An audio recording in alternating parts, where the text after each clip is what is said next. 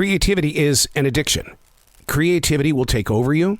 It'll make you feel great at times. It'll make you feel like crud many more times than you could ever expect or prepare for. But learning to listen to the art of the way you're breathing, acting, reacting, and studying the habits of what creativity is doing to you builds a stronger relationship of acceptance. Unplugged because we will always say yes to creativity. Totally uncut because we all make mistakes. So turn it into a tool. This is Arroe Unplugged. Do you ever find yourself just wondering, what if I wasn't in this moment where I presently am?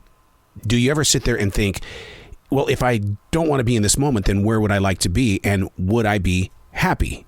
Because that's what happens so many times when we want to bring something from our past back up to the present. And it's like, would you be the same person? And the answer really is no, you would not be. If you could go back in time and to live it, you wouldn't be the same person. You wouldn't live the experience the way that you lived it in that moment of now.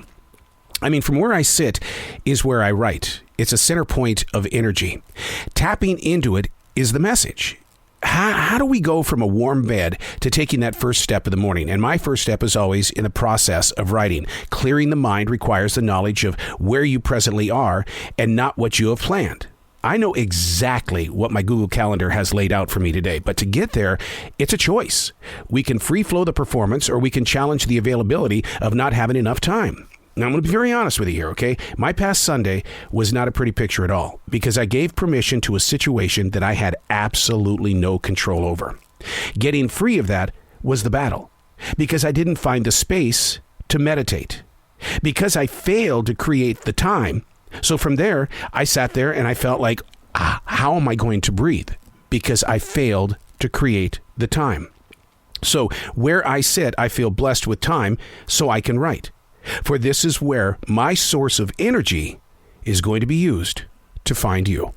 Hey, it's Arroe. This is The Daily Mess, a chronological walk through an everyday world. I am a daily writer. I write about the presence of now because it's here that we can break things down. It is in this place that we can question. We may not find answers, but we're going to find the path. And that path is where we're going to need the growth. And from that growth, there is movement. This is The Daily Mess. Winter with its bite. As a child, the snow always felt deeper than what I've seen today. Sure, we could blame it on climate control, blah, blah, blah, blah, blah, blah, blah. But it's the experience and the angle of that experience that we draw from the story.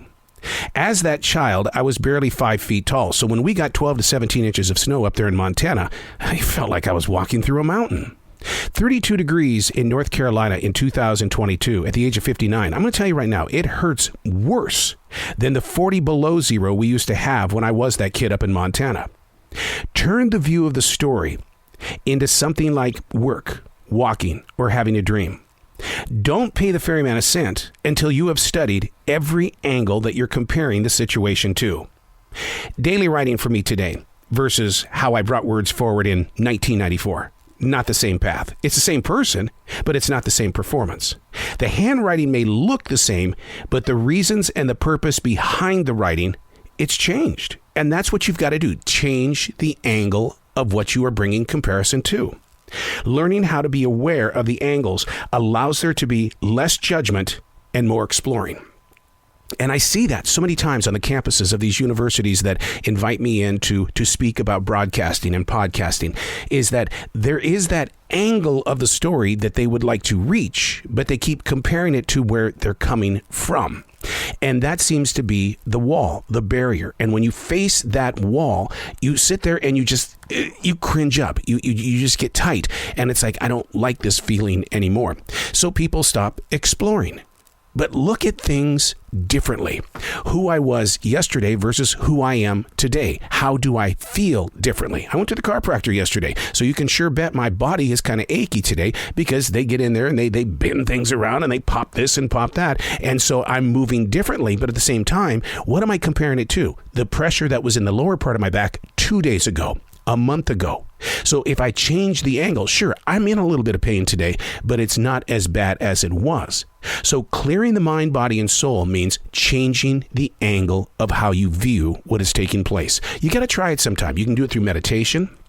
I do it through writing in the morning, or when I do my defrag journals in the afternoon. It's taking the situation that you have at hand and understanding why it's happening. Now, you may not have the answers. In fact, I just talked with Ashley Jones from MTV's Teen Moms, and we talked about how growing from the stigmatism that came with the show, because you hear Teen Mom, you're going, oh my God, but yet she is one of the most activated people in the public today with her 4-year-old daughter.